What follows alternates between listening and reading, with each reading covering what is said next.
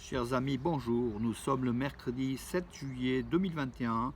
Il est 8h30. Quelques news de l'Arménie, de l'Artsakh et de la diaspora arménienne.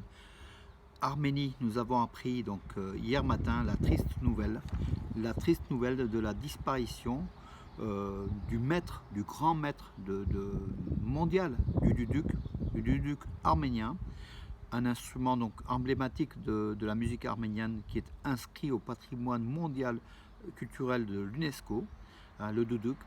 Donc le maître Jivan Gasparian qui a disparu à Yerevan à l'âge de 92 ans, donc hier. Triste nouvelle, vraiment le monde de la musique d'Arménie et du monde est endeuillé de cette disparition de celui qui était le numéro un, qui a été le numéro un du duduk dans le monde et qui a donné donc au duduk une l'aura internationale, puisqu'il était intervenu dans de nombreux films, par exemple Spartacus ou Gladiator ou La dernière tentation du Christ de Scorsese. Donc il avait fait aussi 20 000 concerts, il avait fait donc des dizaines d'albums.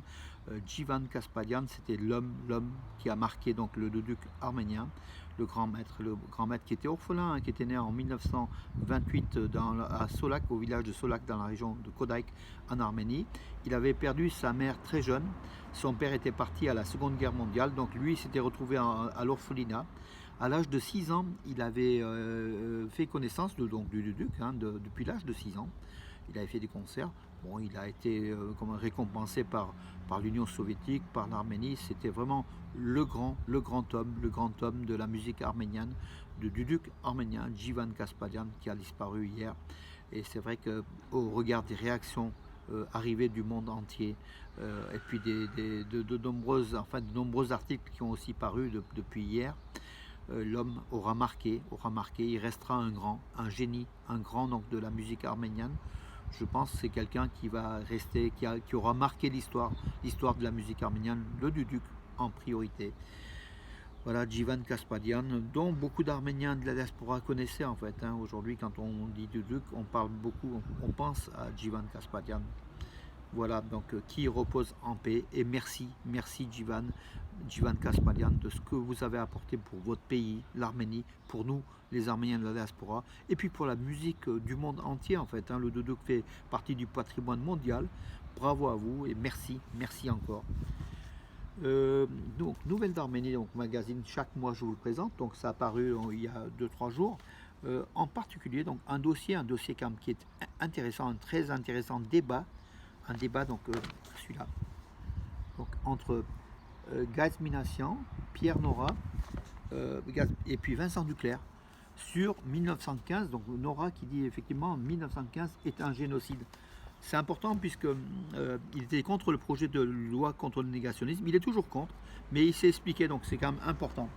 Et puis dans ce journal, vous savez, beaucoup de reportages sur l'Arménie, les bergers, on a des reporters carrément sur place qui font beaucoup de reportages. Et puis les élections, bien sûr, de Nicole Pachinian qui a été portée. Tous ceux qui s'intéressent à l'Arménie, je pense que s'intéressent aussi à ce journal-là qui est extraordinaire, le mensuel hein, en fait aujourd'hui, comment dirais-je, qui marque la communauté arménienne de France. Voilà, je voulais juste vous... oui, bien sûr, les éditoriaux de Arat Oranian, le rédacteur en chef, aussi l'intéressant René Zagoyan. Vraiment, c'est un journal qui est d'un grand intérêt. Puis, bon, je vous présente aussi mes quiz. Regardez celui-là, là, donc, qui est assez intéressant. Ben, la Russie qui a livré les armes, tout simplement. Voilà, à l'Azerbaïdjan qui a fait la guerre contre l'Arménie. Voilà des partenaires stratégiques où on en est donc avec nos partenaires stratégiques qui livrent dans les deux camps. Voilà l'Arménie. Attendez juste une seconde. Voilà, je remets donc en ligne. Voilà. Des nouvelles, il y en a. Donc je vais vous en donner quand même pas mal. Je vais juste me mettre une seconde. Je vais vous demander. Je vous fais perdre du temps, mais c'est des aléas du direct, hein, donc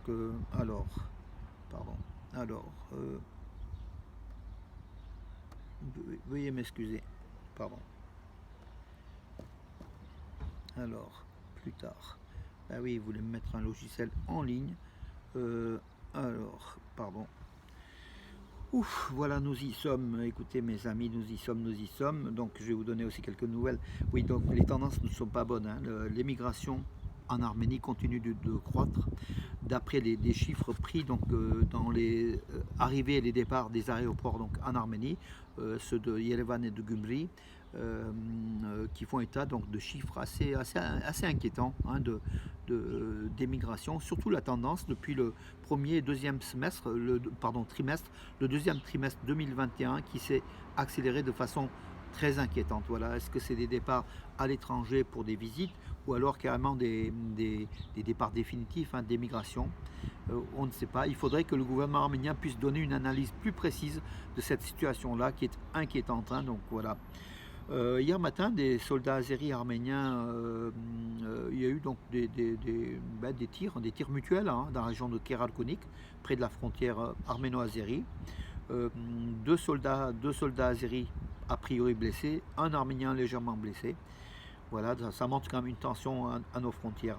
Et puis par ailleurs, dans la région de Syunik, donc les soldats azéris ont volé trois bêtes à cornes, un jeune berger de 13 ans qui promenait une quarantaine de bêtes près de son village, un village arménien donc frontalier.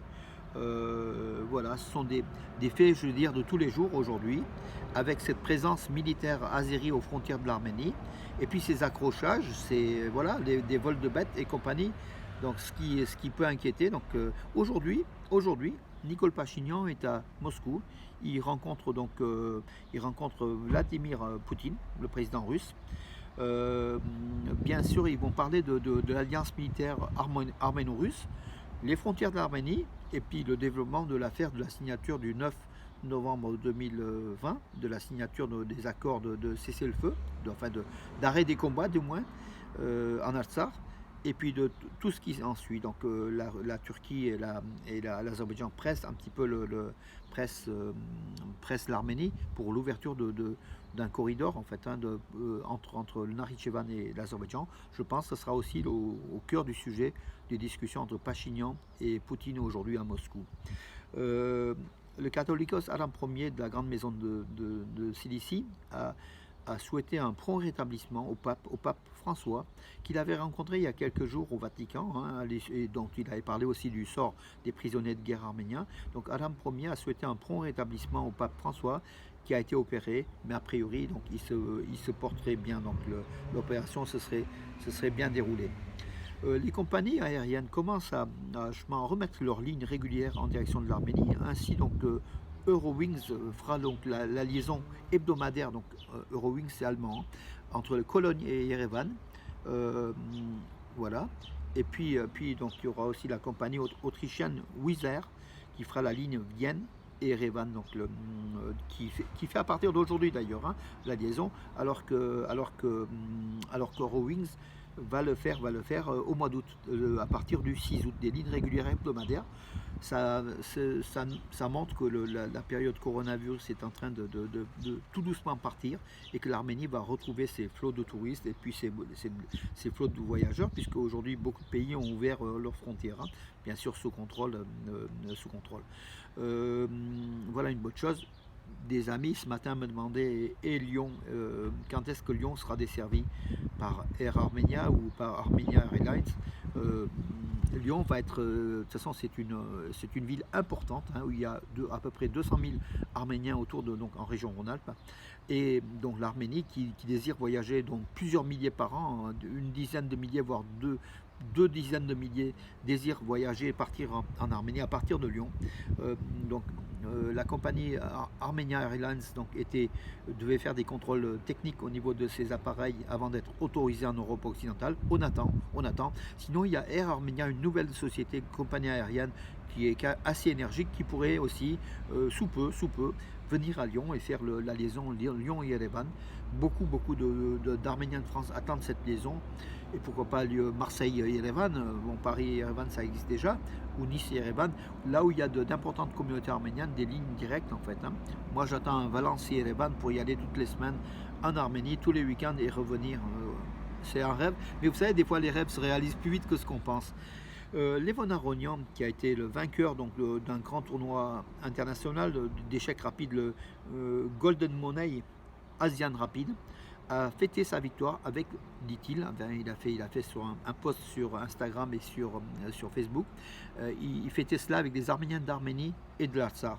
Comme quoi, Levon Aronian, qui va partir aux États-Unis, est toujours encore arménien de cœur et d'esprit. Et puis même au niveau, il a défendu, donc c'était sous les couleurs de l'Arménie qu'il a gagné.